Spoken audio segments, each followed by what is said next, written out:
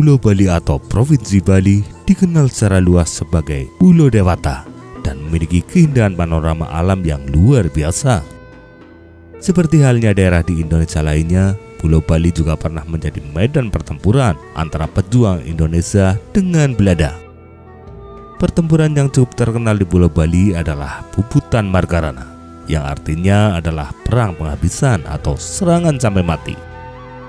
Di Bali sendiri tercatat ada 5 kali perang Puputan, antara lain Puputan Jagaraga, Puputan Busamba, Puputan Badung, Puputan Margarana, dan Puputan Gelunggung.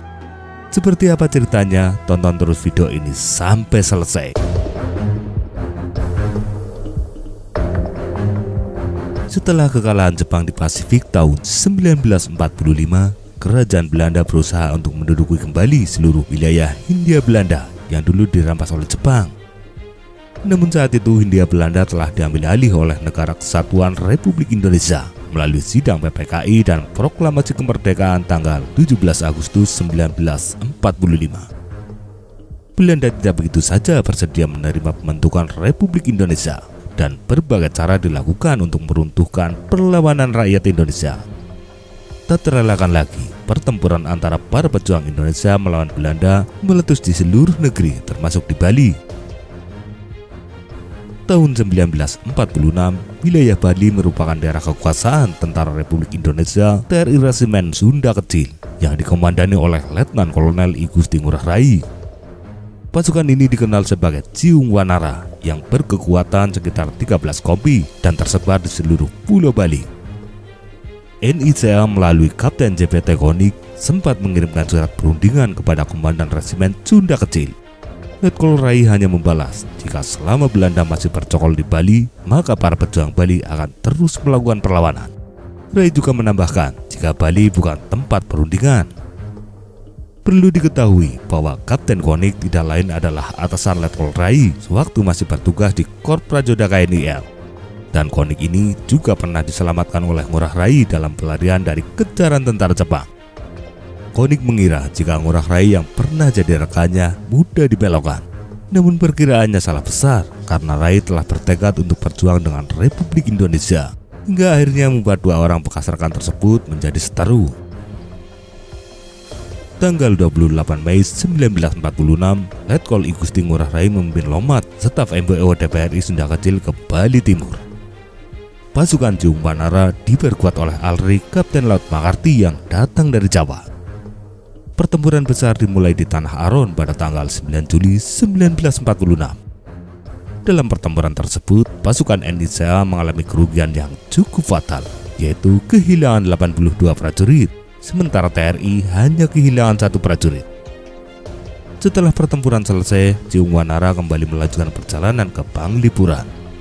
Perjalanan panjang kemudian dilanjutkan hingga sampailah mereka di desa Marga Tabanan. Namun berkat campur tangan mata-mata lokal, pergerakan pasukan Ciung Wanara berhasil diketahui oleh Belanda yang nantinya berakibat sangat buruk terhadap pasukan tersebut. Memasuki bulan November 1946, Republik Indonesia dan Kerajaan Belanda melakukan perundingan Linggarjati. Hasil perundingan disepakati jika wilayah Republik Indonesia yang diakui secara de facto hanya Jawa, Sumatera, dan Madura, sementara Bali masuk dalam negara Indonesia Timur buatan Belanda. Perundingan Linggarjati tidak bisa diterima begitu saja oleh para pejuang Bali. Akibatnya, banyak pejuang yang memilih untuk tidak mematuhi. TRI Sunda Kecil juga tidak bisa untuk tinggal diam begitu saja. Maka kemudian disusunlah sebuah serangan kejutan untuk mempermalukan militer Belanda. Tanggal 18 November, Letkol Ngurah Rai memberi perintah kepada prajuritnya untuk melakukan serangan terhadap kantor polisi KNIL di Tabanan. Menjelang tengah malam, TRI Sunda Kecil dan Laskar Rakyat melakukan serangan mendadak di kantor polisi KNIL. 1 detasemen polisi tidak berdaya menghadapi gempuran Ciung Wanara dan akhirnya menyerah begitu saja. TRI berhasil merampas banyak persenjataan dan juga berhasil membawa lari komandan polisi Wagimin yang ternyata bersimpati kepada para pejuang. Mendapati laporan serangan di kantor polisi, Belanda segera mengerahkan militernya untuk melakukan serangan balasan, termasuk menerjunkan pasukan Gajah Merah yang di dalamnya terdapat Kapten Konik. tanggal 19 November, Brigade Y Gajah Merah di bawah komando Kolonel F. Molitor tiba di pos Perean, Baha, Kediri, Tabanan, Penebel, dan Jatiluwi untuk mencapai Desa Marga dengan rencana utama untuk mengepung, menghancurkan, serta menyekat pelarian TNI. Letkol Rai yang pernah menjadi intelijen sekutu tahu betul akan bahaya yang akan datang. Ia kemudian memerintahkan pasukan untuk meninggalkan Desa Marga dan kembali ke daerah masing-masing. TNI hanya menyisakan 95 prajurit untuk tetap berada di desa tersebut. Tanggal 20 November sekitar pukul 5.30 pagi, pasukan Belanda mulai berdatangan di Desa Marga. Sekitar pukul 8 pagi, pasukan Belanda mulai melancarkan serangannya terhadap TNI di Desa Marga. Pertempuran berlangsung sengit sehingga Belanda tidak bisa bergerak lebih jauh. Pasukan Belanda yang berjumlah sekitar 20 orang mendekat dari arah barat laut. Jung Wanara berhasil menyergap pasukan tersebut dan menewaskan 17 prajurit. Belanda kemudian melakukan serangan dari berbagai arah, namun tidak berhasil menghancurkan pertahanan Jung Wanara. Alih-alih menerobos pertahanan TNI, Belanda justru berhasil dipukul mundur dan dipaksa menghentikan serangan selama 1 jam. Penghentian serangan dimanfaatkan sebaik-baiknya oleh Letkol Rai untuk meloloskan diri dari kepungan.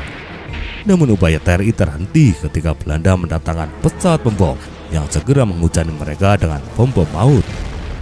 Untuk terakhir kalinya, Letkol Ngurah Rai menyuruhkan puputan yang segera dijawab serta oleh pasukan Jung Wanara. Setelah pesawat pembom meninggalkan Desa Marga, pertempuran kembali meletus dengan sengitnya. Belanda terus mendatangkan barang bantuan untuk menghancurkan pertahanan TNI. Tidak terhitung lagi jumlah peluru artileri yang menghujani pasukan Jung Wanara. Korban di kedua belah pihak juga terus berjatuhan. Pasukan Jung Wanara semakin terdesak hingga mundur ke arah persawahan yang minim perlindungan. Dengan amunisi yang kian menipis, pasukan Jung Wanara yang tersisa terus bertahan hingga akhirnya Belanda berhasil menghentikan segala upaya perlawanan mereka. Sekitar pukul 5 sore pertempuran berakhir. Pasukan Belanda kemudian mulai menyisir Desa Marga. Bisa dipastikan jika seluruh prajurit Jung Wanara gugur semuanya. Belanda membawa tawanan yang tertangkap sebelumnya untuk mengidentifikasi para prajurit Jung Wanara, termasuk menemukan komandan Sunda Kecil. Letkol Ngurah Rai diketemukan telah gugur dengan luka tembakan di kepala. Kini Belanda bisa sedikit bernapas lega karena perlawanan TNI yang cukup merugikan dapat dihancurkan. Pertempuran Margarana menyebabkan jatuhnya korban yang tidak sedikit. TNI kehilangan seluruh pasukan yang berjumlah 95 orang ditambah Letkol I Gusti Ngurah Rai. Namun tidak disangka, ternyata Belanda kehilangan banyak sekali prajurit, bahkan hingga mencapai 400 orang.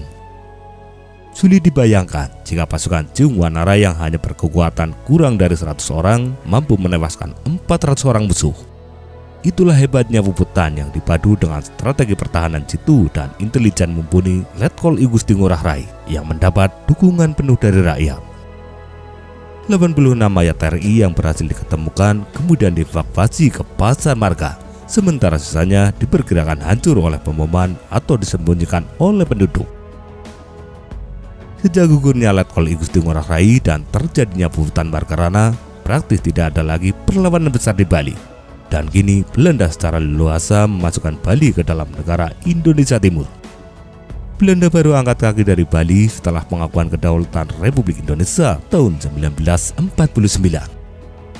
Untuk menghargai jasa besarnya, pemerintah dan Markas Besar Tentara Nasional Indonesia menaikkan pangkat I Gusti Ngurah Rai menjadi Brigadir Jenderal TNI Anumerta yang kemudian diangkat sebagai pahlawan nasional pada tahun 1975. Dan untuk mengenang peristiwa puputan Margarana, dibangunlah Taman Pujahan Bangsa Margarana. Tercatat ada 1.372 prajurit Markas Besar Umum Dewan Perjuangan Republik Indonesia Sunda Kecil yang gugur dalam pertempuran, yang kemudian dimakamkan di Komplek Taman Pujahan Bangsa Margarana, Tabanan, Bali. Kini setiap tanggal 20 November dikenang sebagai Hari Puputan Margarana.